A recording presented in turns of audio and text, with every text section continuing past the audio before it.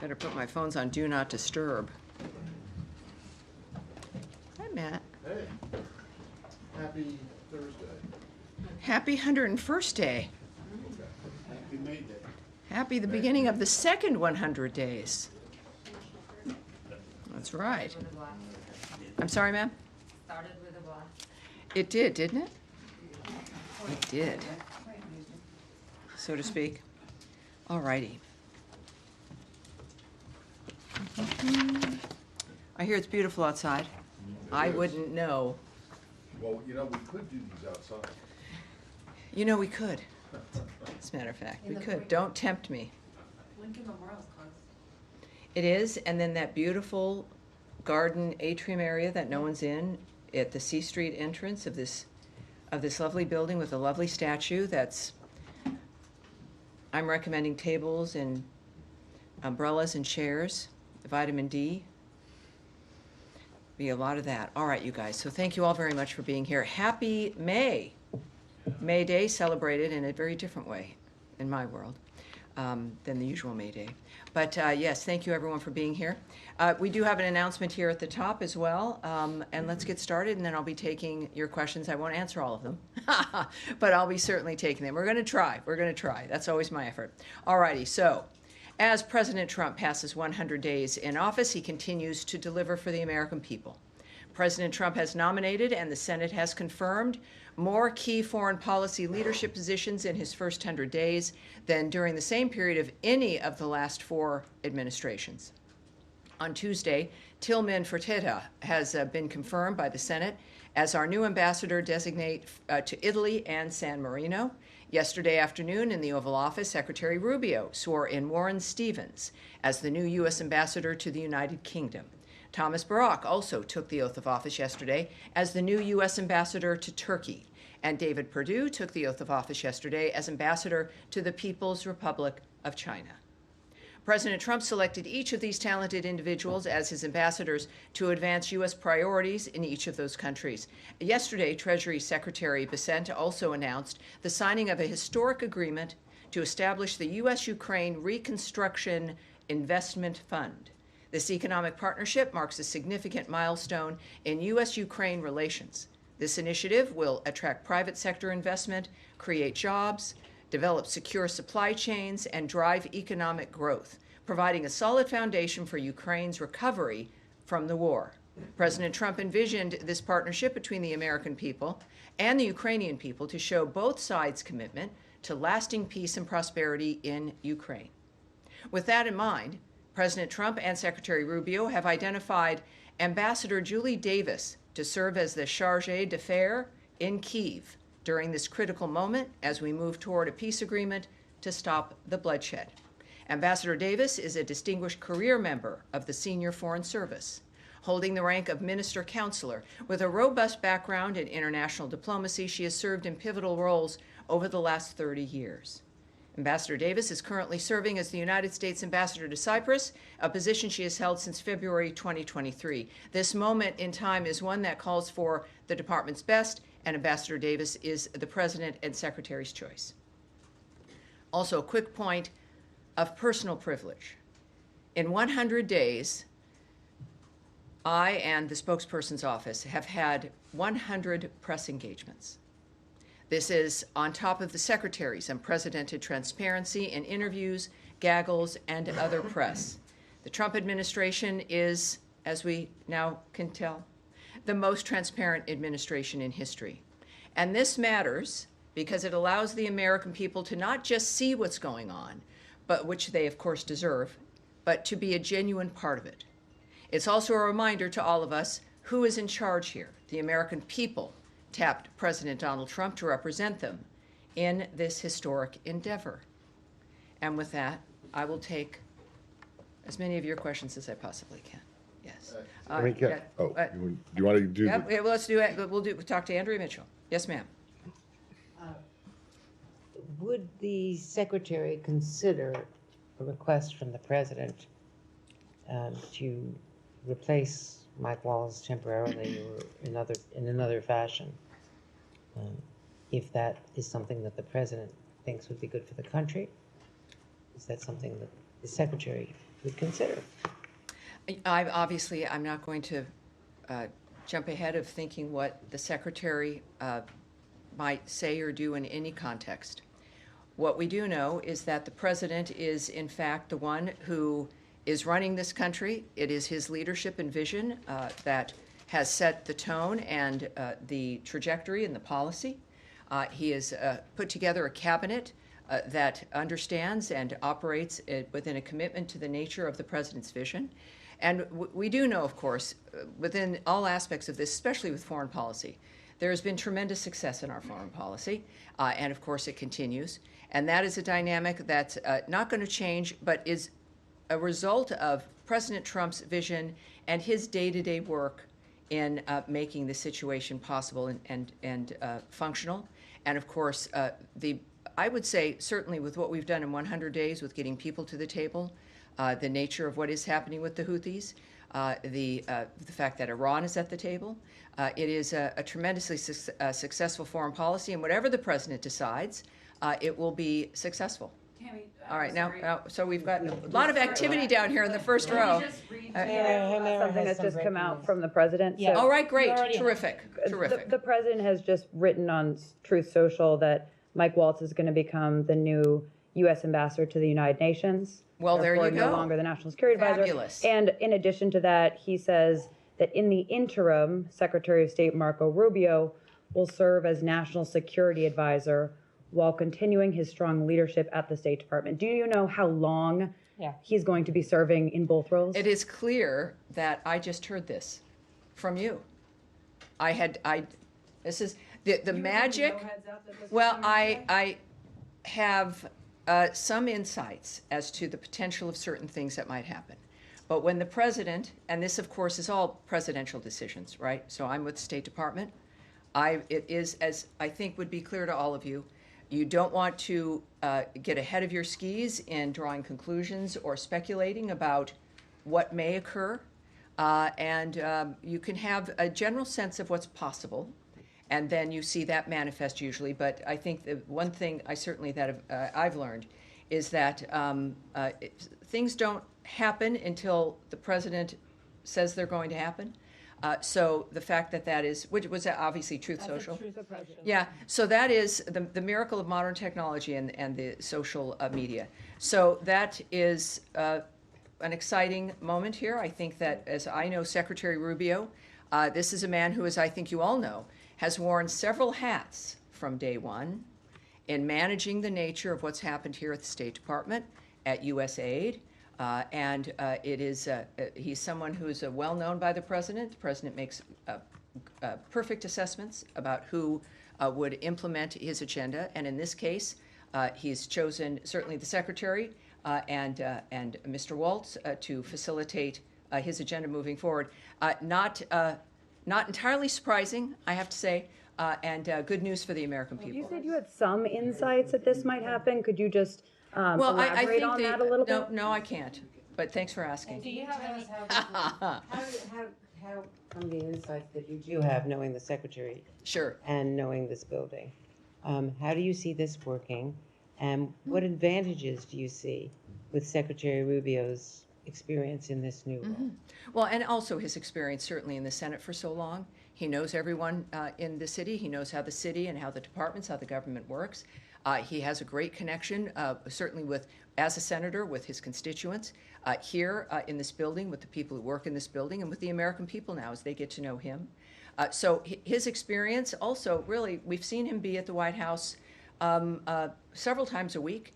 His close working relationship day to day with the president happens for a reason, because they work well together. They clearly have been in an environment where they've gotten to know each other very well.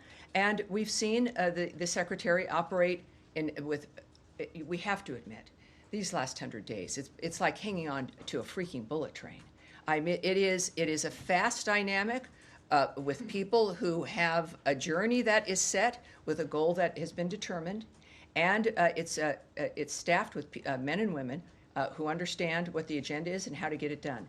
Now, this is obviously the president knows everybody in his cabinet, and all those cabinet members have staffs Every department has people that he gets to know and that make a difference in how the departments work. So when we think about how is Secretary Rubio going to do this, well, it's like, how does President Trump run the United States? You have people around you. It's not just you, right? These aren't single individuals working every day and you pulling the levers. It's about managing people. It's about assigning people to the right roles, as the president has just done. If anybody can do it, certainly with the secretaries, I've gotten to know him, it will be Marco Rubio. So, Tammy, can we? All right, now, were you finished in the sense of? When you get through this, I did want to ask you about the Houthis, because Secretary Hegseth had a very sharply He did, so worded let's do this. Are you warning. going to continue on this line? No, We're going to move on. All right, so we've done 3 and 4, and I know, look, this is, and you're going to be all writing stories that I'm going to be fascinated to read. But I think that's pretty much as I can say about the nature of what's going to happen from this point forward today. And so let's go ahead with Andrea and see what else. The Houthis. Presumably, Deputy Secretary Lando would step up to the daily management here at State. Is this a temporary? The Secretary Rubio is a very involved, energetic man. Many of you have traveled with him. You see what he's capable of. The American people have seen it. There's been no point where there is a question about whether or not he could do something or how is he going to manage it. So there's no question about that, but he's not a man who does things in a partial way, and he would not have accepted an assignment if he didn't think he could do it, and he's, of course, working both. With that said, I can tell you that the other leadership in this building, as a newbie to politics, are remarkable. And certainly Deputy Secretary Christopher Landau, never met him, never knew him, and he chairs certain meetings. You see him in the hallway. This is a man with an extraordinary experience, cares about the individual, has a terrific sense of humor, it asks all kinds of questions, and is one of the most transparent people I've met.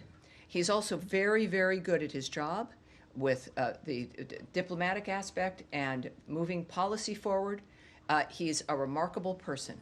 And I think you will, whatever had happened today, you would see more of him.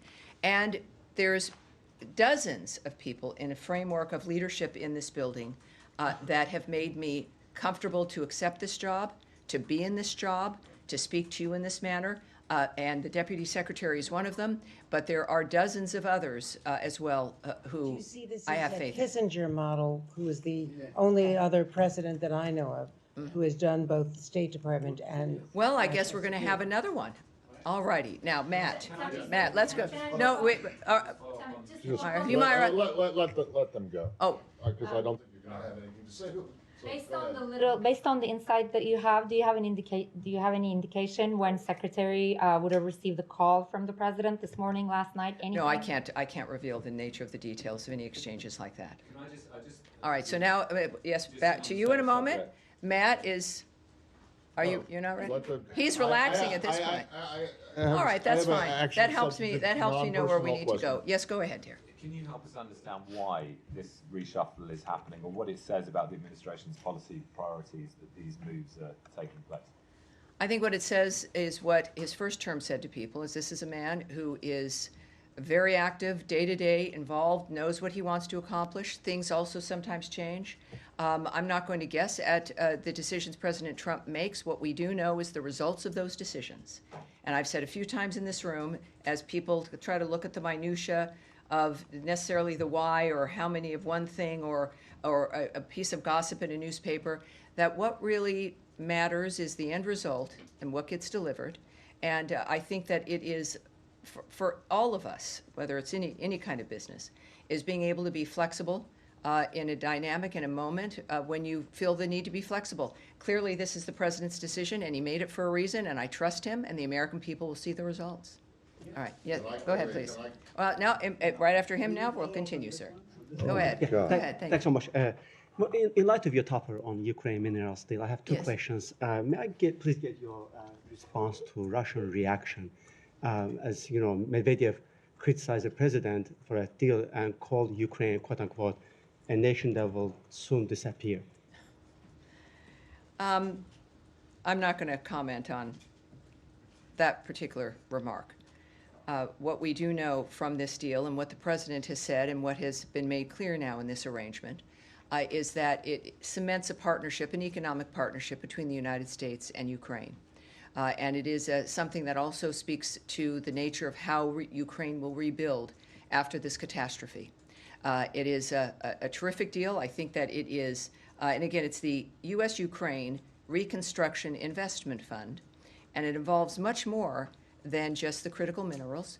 And I think some of the, certainly what I think Ukraine understands and what we intend is that this is not just a financial arrangement.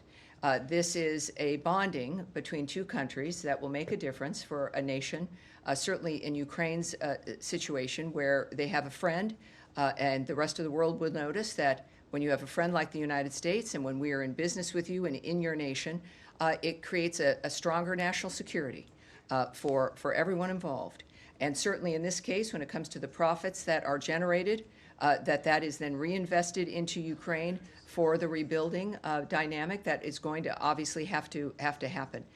It's a time where, as the secretaries noted just a few days ago, as I mentioned to you, as a matter of fact, on Tuesday, that it's time for both of the nations involved in this conflict to come up with concrete proposals about how this conflict ends. And this relationship now with Ukraine reinforces the commitment of the United States to that nation.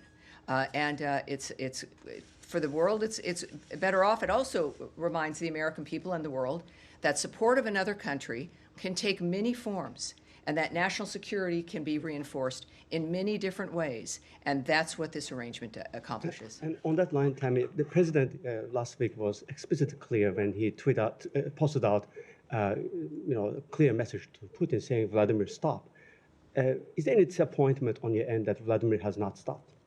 Well, this is, again, why the president is the president. The American people wanted Donald Trump in office. He has shown, certainly in his first term, that he is willing and capable of taking the action that's necessary to achieve his goals. He has done more than one would expect on the issue of diplomacy because he truly believes that people can come to a decision here to stop carnage and a meat grinder in that area, and for the world and for the American people to see what that outreach has been and how certain people have responded, which then clearly informs the president and those who work with him, including Secretary Rubio, about the decisions that they need to make. So I think that it's certainly the secretary has been clear that we are watching Putin's actions, right, not his words.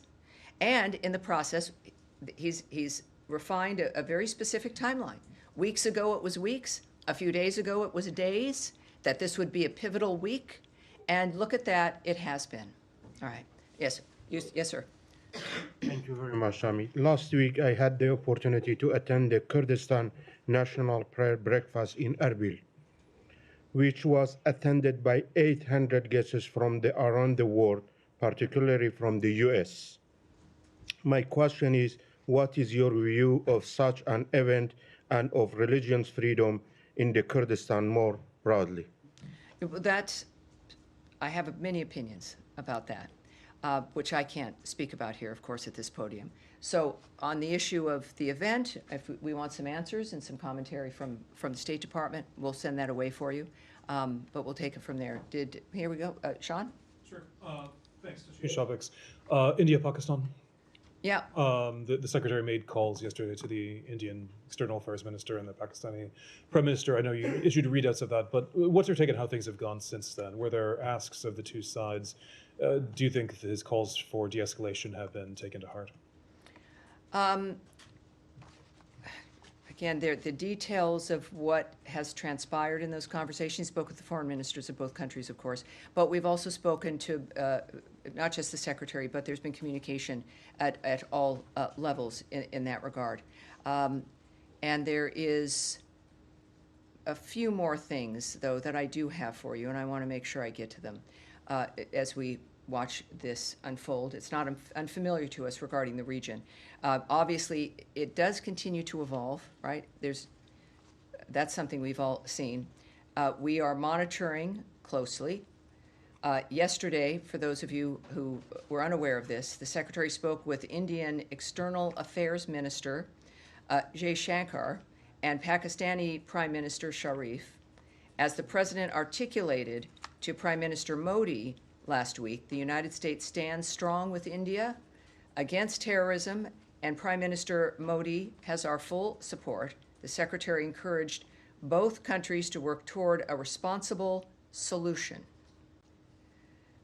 that maintains long-term, I should say, let me correct that, a responsible resolution that maintains long-term peace and regional stability in South Asia. We continue to be in touch with the governments of both countries, as I mentioned, at multiple levels. And that's what I have for you in the sense of the general overview after those phone calls. You want to follow up on that? And I see all of you. We'll continue. We'll continue. But just to follow up, and I said that there's been since then. I mean, the calls to de-escalate. Do you think those are being heeded? And are there particular asks, particularly of the Pakistani side? I know that all I can say is that, and what has been conveyed here, is that there's constant involvement. This government is in constant communication. We are asking for a responsible resolution from both parties. And beyond that, there's nothing I can give you any other details. But we're involved. All right, now, you had some other, all right, back right there. Thank you, Tammy. Two questions, one on Syria and the other one on Iran. I'm sorry, please, one at a time, please. Syria and Iraq. Yeah. Iran or Iraq, please. Yeah. All right, now, please, let's not, I know there's a lot of, this is a room where many of you are reporting for certain regions and for certain countries. There is a lot of passionate things going on. These are existential issues. I'm in a position where I think many of you know me to some degree, where the decorum has to be maintained for us to be able to have these kinds of conversations. And I want all of you to be in here. And I want all of us, as much as we can, to speak about these issues. So please be patient. And sometimes people leave here unsatisfied. Other people leave here early because they're unsatisfied early on.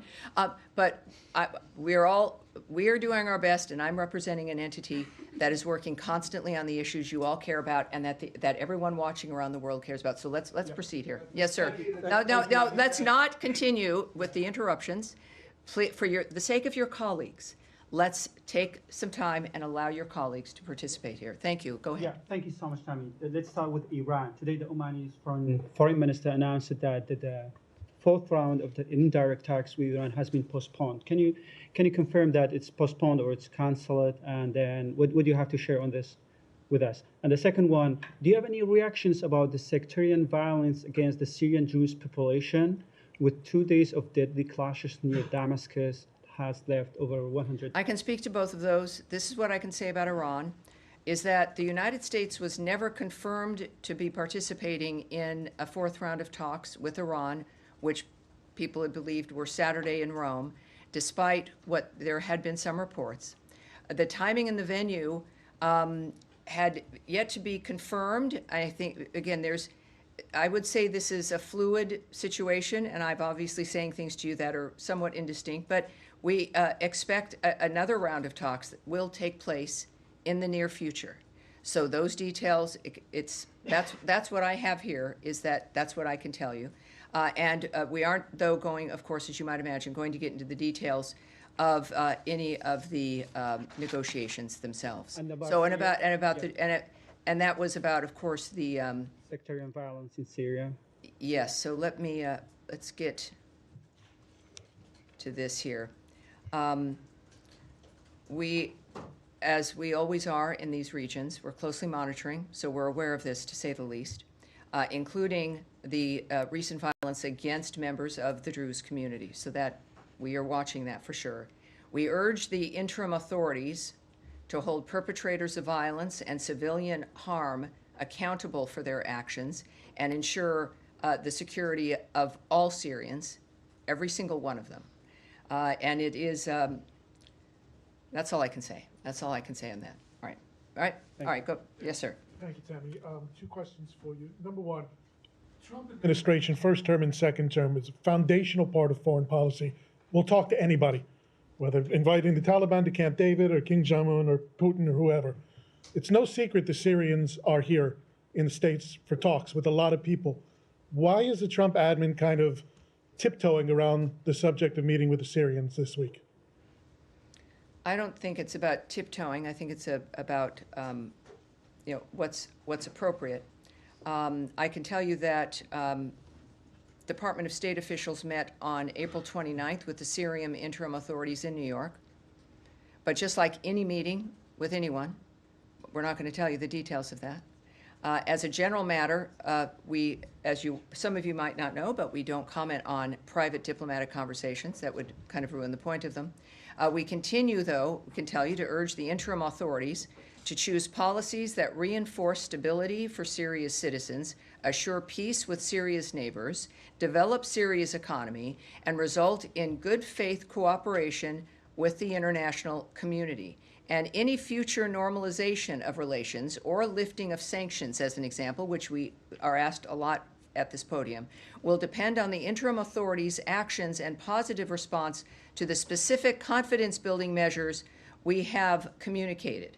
And those are that they should fully renounce and suppress terrorism, exclude and remove foreign terrorist fighters from any official roles, prevent Iran and its proxies from exploiting Syrian territory, continue taking steps to verifiably destroy Assad's chemical weapons, assist in the recovery of U.S. and other citizens who have been disappeared in Syria, and ensure the security and freedoms of Syria's religious and ethnic minorities. I appreciate you That's it. confirming the meeting. Thank you. Yes. Thank you, Tammy. I actually have a follow-up on that. So Okay. those were the demands that U.S. basically sent to the Syrian interim authorities. And then they sent back in writing a response saying, we have done some of these things, and then we're working on other things. So what is the U.S. assessment at the moment on Syrian interim authorities' progress? And was there any, because they want a clear roadmap for permanent sanctions relief. Was that somehow like discussed in that meeting? And did you guys give them a clear timeline on when that would happen? Obviously, I can't tell you that, but you got to ask. I understand that. Look, I think we can all determine what the framework is and if it has been met when there's action. So I don't want to, I can't say what I was just going to say. Because it was, no, I know I could, but I won't. I shouldn't. And so there's things you can do, and then there's things you should do. So it does sound but like no. the U.S. is not that satisfied yet with do what not they've done. draw conclusions, Okay. which sometimes people tend to do. My point is that if you're wondering, when our requirements, of which I've detailed some of, are met, you will see action from this government. If there is no action from this government, we would have to presume that that's, that certain things haven't been met yet. As far as to what was discussed in New York, that can't be discussed. I certainly have not been told what the details are of that particular meeting. And if I was, even though you're wonderful, I would not share it with you. I'm sorry. All right. Yes, sir. Yes, sir.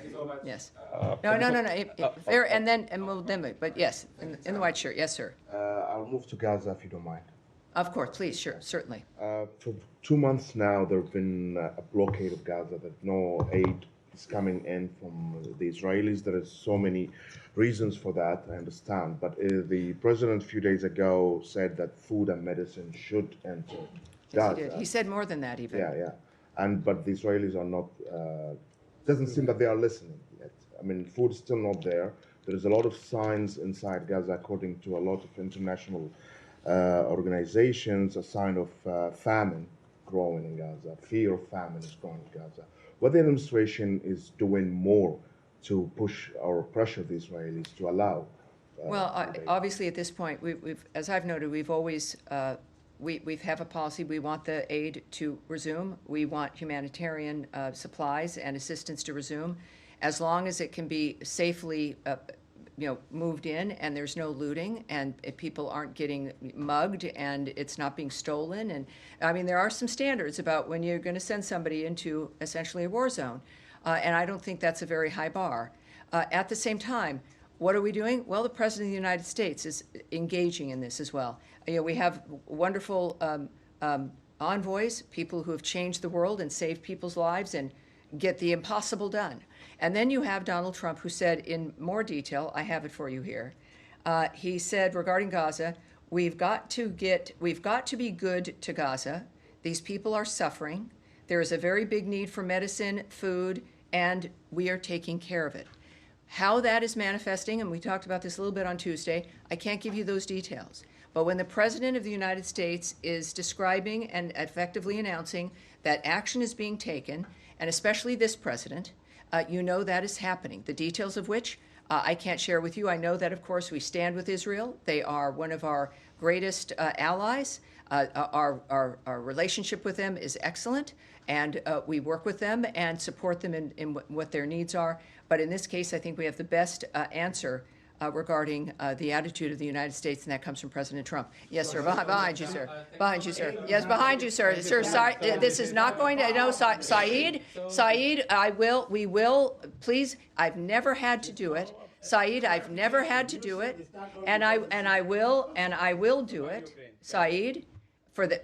There are many other people here. Obviously, many also who have concerns about the same city, or have different kinds of questions and want the same kinds of answers. This is not the fifth grade. This is the State Department of the United States. You're here. It is a privilege. I like Saeed. I see you during the gaggles and every day, and I like you very much.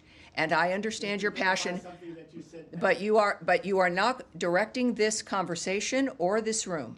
Thank you. Yes, sir. Please go. Do you believe that the recent mineral deal with Ukraine sends a clear message to those who have accused President Trump of being sympathetic to Russia?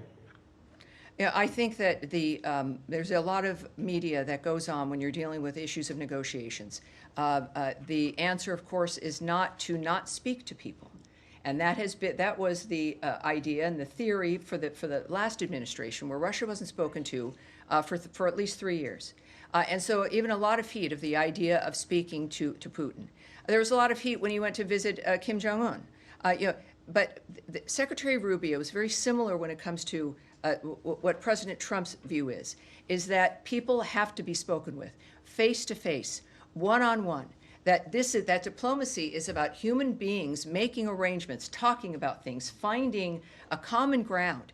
And you really, in all honesty, I know we got used to a lot of non-human contact during COVID, and that is one of the biggest disasters to hit humanity that we can imagine that was enforced on us. So it is now clear that there is a commitment and an understanding of the importance of this kind of diplomacy. So I'm not going to guess at the nature of what President Trump and Putin might discuss. I do know that President Trump is doing it for a reason, and that is to accomplish an end to bloodshed and massacres. When you think about it, it's something that has to happen. That is what has always driven him. And with Ukraine, the same situation. You have the president of that country in your house, in the Oval Office. You're supposed to have signed this deal that day when President Zelensky decided that was just not going to happen, I guess. And yet it didn't end the relationship.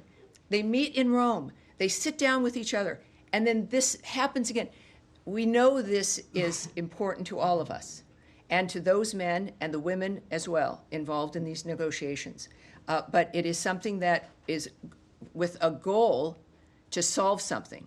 And I don't think we should look at the minerals deal as a statement about Russia, or if you talk to Putin on the phone, it's not a statement about something else. Trump has been very clear about his mission, and that is how we should look at through that lens. All right, yes, Andrea, again. Just a quick follow-up on that. The president did indicate on his way back from the Vatican that he would consider secondary sanctions if Russia kept bombing. He did. Russia has kept bombing, hasn't agreed to the ceasefire, and he's now apparently agreed to secondary sanctions on Iran, on people who do oil business with Iran. Is he considering secondary sanctions on Russia? Well, we know, again, that he's stated his willingness to do that, about the nature of, clearly, we're not removing any sanctions that currently exist. The president wants, in every action that we've taken as a nation, to do it diplomatically. That he clearly, because of the commitment to it. And yet, he knows also that there's another part of the world, a whole globe, that needs some attention. And the secretary has also made it very clear that while our style will change, the methodology of how we contribute to this will change, in that we will not be the mediators. That is what I mentioned on Tuesday, and the nature of how this would change is we certainly were still committed to it and will help and do what we can, but we are not going to fly around the world at the drop of a hat to mediate meetings, that it is now between the two parties, and now is the time that they need to present and develop concrete ideas about how this conflict is going to end. It's going to be up to them. Yes, Eric. Eric? Yes, excuse me. Yes, Tammy, thank you. I wanted to ask, so many times in here we're asking about the day-to-day things, but since we just passed 100 days of the administration, if you could describe kind of writ large what you think the biggest accomplishments of the administration have been on the Russia and Israel fronts, and also what you see as the biggest challenges at this point. Well, I think it's very simple. It's the fact that the parties are talking. In every single dynamic, the parties are talking. And that is an accomplishment no one else has been able to do. I think this reinvestment fund, this deal that has just been signed, is so critical in that it is going to be generational, and it will make the difference for Ukraine at every stage, and provides a kind of national security that nothing else really could when it comes to the way the world views Ukraine. So I think getting them to the table, changing the idea of the world of what's possible, and this critical minerals deal are three really very big things. Challenges? All right. Saeed, would you like to say something, sir? Thanks for your patience. Thank you very kindly. I just wanted to follow up Yes, sir. for you to clarify. Yes, sir. You said that aid was not going in because of security issues that they No, cannot I said provide. that we want the aid to go in and understand. support humanitarian aid, Right. as long as Right. there are guarantees Right. regarding looting and safety and all. I think that's reasonable. Okay, yeah, I understand. I Yes. just want you to confirm that that is the reason.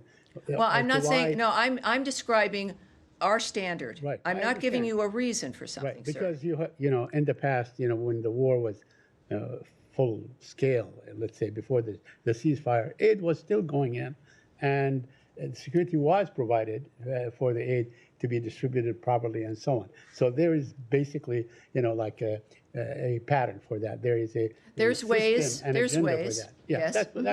that's all I wanted. I'm sorry if I seem to. Well, no, interrupt no, you. I This is appreciate just a that, thank follow-up. you. Yeah. But it's important to know that I will manage the room Yes, absolutely. in any way that I need to. And I really, don't break my heart for needing to do it in a way that I'd prefer not to. In the back, sir, yes. Yes, sir, yes, you. There are 9 wrongfully detained U.S. citizens in Venezuela. Their families are asking for engagement, or at least that the administration do something to get them back. Is it true that the Special Envoy Claver Caroni is engaging directly with the Maduro regime for some kind of exchange, maybe Venezuelans in El Salvador for these 9 U.S. citizens, or what is the engagement? Well, I cannot speak on any alleged or real diplomatic efforts of what's happening, and certainly not just that situation, but any other situation either. Yes, dear. Thank you.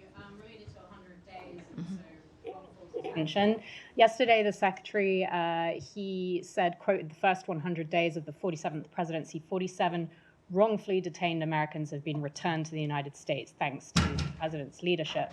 I just wanted to ask whether he was aware that wrongful detention is a specific determination made by the State Department, and that it involves looking at the criteria within the Robert Levinson Act to determine whether a case of an American detained abroad is wrongful detention, or whether that term, wrongful detention, has now changed under this administration to encompass a bigger group of Americans detained abroad, even if they don't fit that criteria. Well, I believe he has a tweet out that refers to 47 unjustly detained Americans.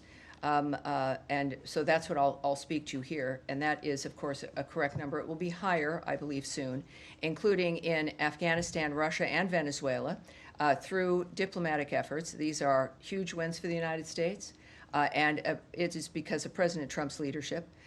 What we can also tell you, I think this happened, was it yesterday, I believe? I'm pleased to report that President Trump has secured the release of another U.S. citizen, Joris Jankovic from Belarus. Since President Trump took office, he was released on April 30th and returned to the United States. We want to thank, of course, the government of Lithuania, who remain incredible allies and who have offered critical support to our efforts these past few months to bring more Americans home. All right, thank you. And yes, sir. A follow-up on Iran. The Iranian foreign minister has just tweeted that together with the Omani and U.S. interlocutors, we have decided to postpone the fourth round of talks for logistical and technical reasons. Can you confirm that the reason was logistical? Well, I can't confirm the details, or nor would I speak to what someone in Iran might tweet, no matter their position. But again, I said earlier, and I'll repeat it, that the United States was never confirmed to participate in a fourth round of talks anywhere. The timing and venue, there could be one in that it would take place in the near future, but we won't discuss the where or the when. So it's what the Russians would say, or what the Iranians might say, or anyone who would tweet is, of course, not something I can speak to. But I can tell you that from what our people say and what our envoy says, is that I guess something would take place in the near future, and as soon as we have those details, we'll let you know. And it's a very big day. That is going to be it for me. Thank you, everyone. It's a beautiful day outside, and thank you. It got very saucy in here, and I want to thank everyone for caring about their region and their issues, and I appreciate everyone behaving as much as they possibly could. Thank you.